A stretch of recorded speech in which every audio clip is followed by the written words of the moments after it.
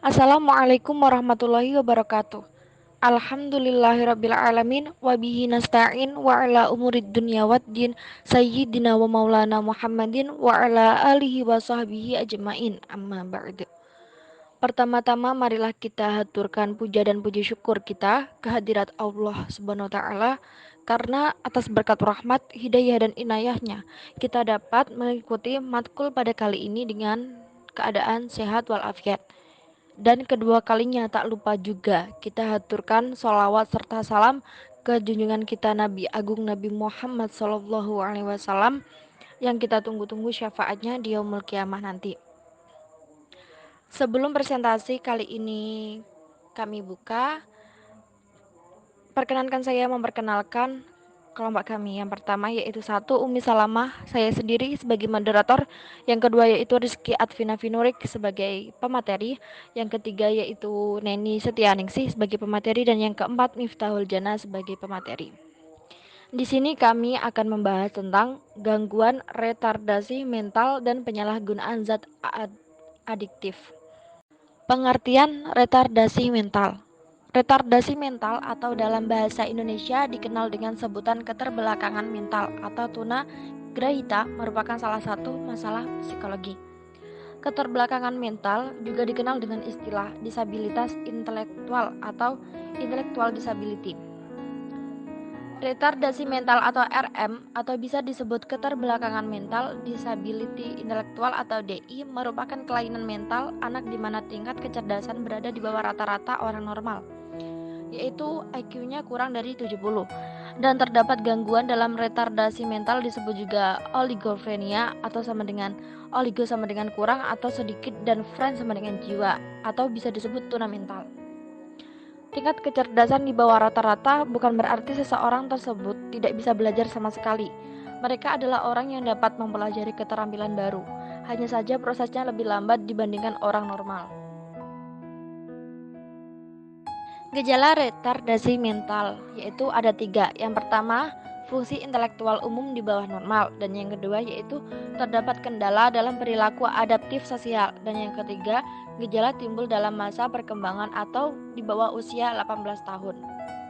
Penyebab retardasi mental. Yang pertama yaitu faktor etimologi retardasi mental. Dasar dari adanya retardasi mental yaitu disfungsi otak. Yang kedua yaitu faktor prenatal. Penyebab dari retardasi mental yaitu infeksi dan penyalahgunaan obat selama ibu mengandung. Yang ketiga, prematuritas. Retardasi mental juga dipengaruhi posisi bayi dalam persalinan. Macam-macam gangguan retardasi mental yaitu berputar, duduk berdiri, merangkak, atau terlambat berjalan. Sering memiliki gangguan dalam berbicara atau sering telat dalam berbicara. Lamban dalam mempelajari sesuatu hal yang sederhana seperti berpakaian, membersihkan diri dan makan. Kesulitan mengingat barang. Kesulitan untuk berhubungan dengan orang lain. Gangguan perilaku seperti tantrum. Kesulitan dalam diskusi penyelesaian masalah atau pola pikir logis.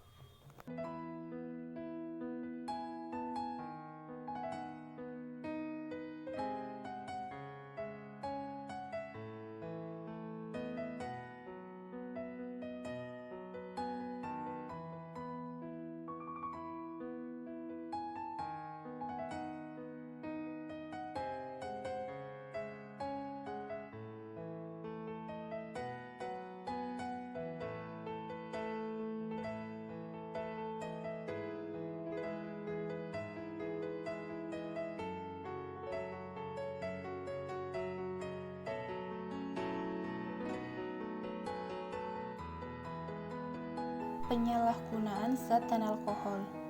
1. Penyalahgunaan zat adiktif.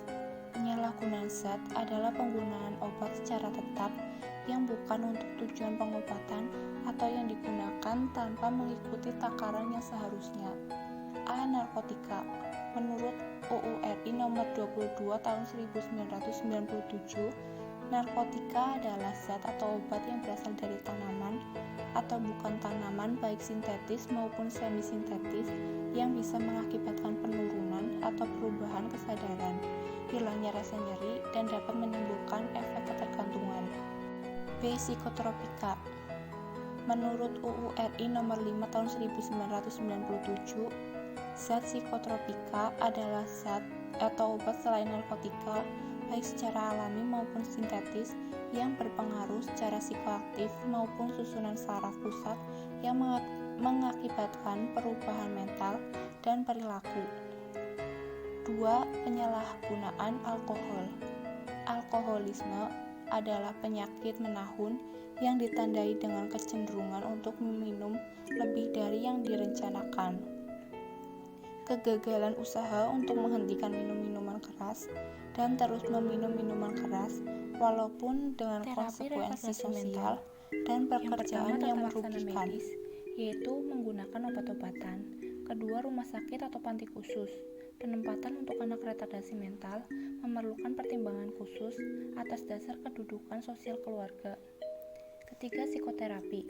Psikoterapi dapat diberikan kepada anak yang mengalami retardasi mental maupun orang tuanya. Keempat, konseling dipergunakan untuk menentukan ada tidaknya retardasi mental dan derajat dari retardasi mental, evaluasi sistem kekeluargaan, dan pengaruh retardasi mental pada keluarga.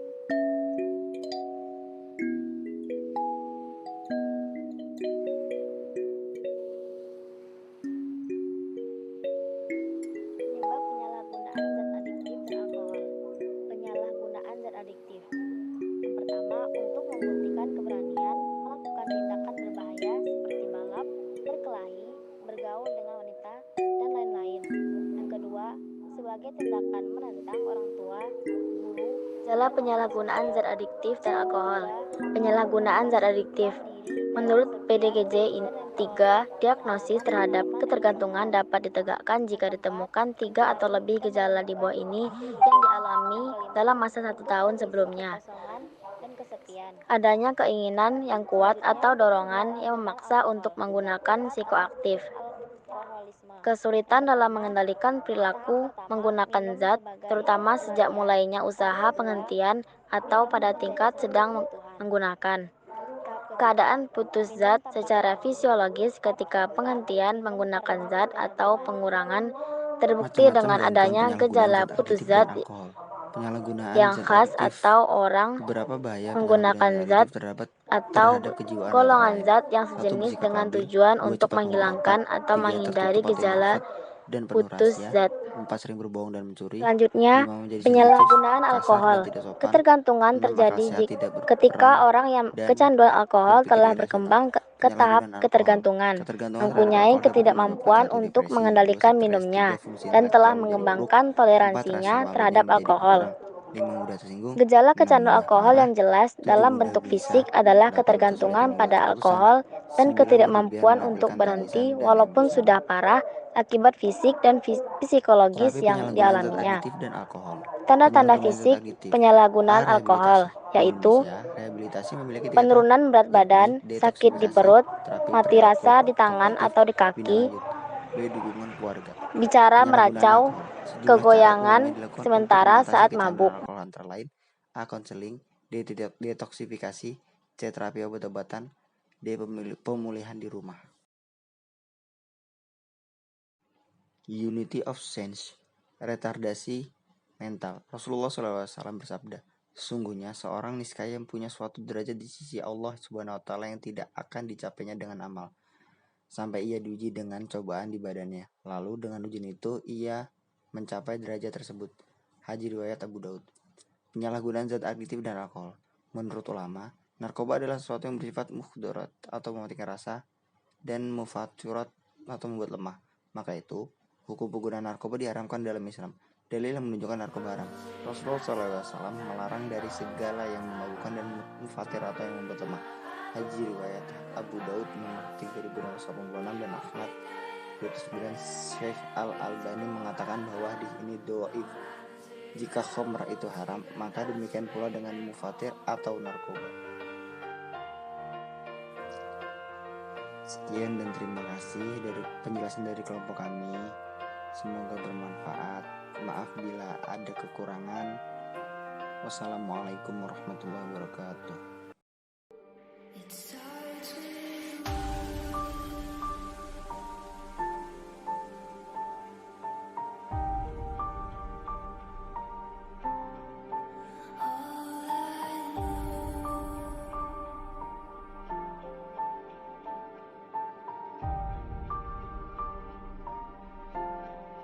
So